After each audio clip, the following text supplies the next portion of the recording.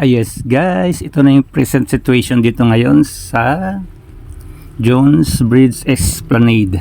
Yeah, napakaganda na guys. Halos yari na lahat.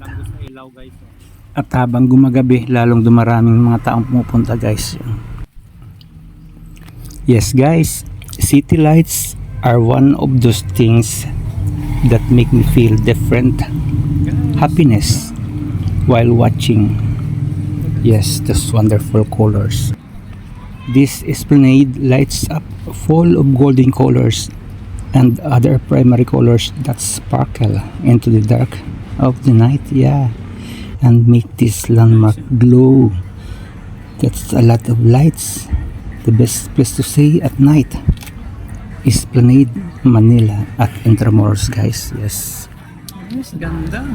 Yes, super ganda guys, with the reflections sa Pasig River. Yeah, makita ang ganda.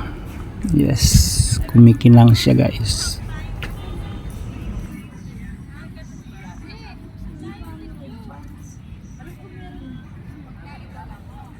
Instagramable guys, sobrang napakaganda yan.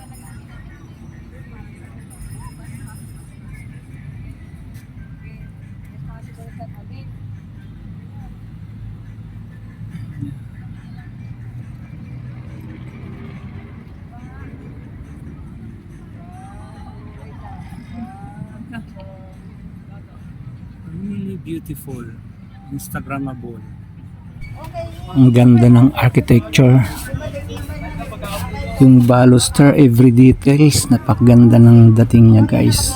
Pati ilaw, oh. Yeah. Yes, napakaganda siya.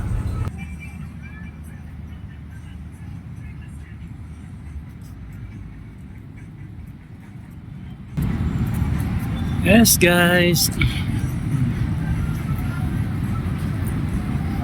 daming tao dito guys. Instagramable.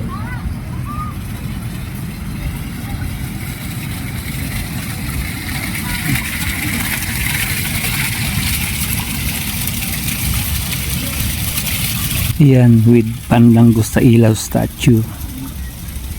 Meron pang ilaw yung ano nila guys, glass.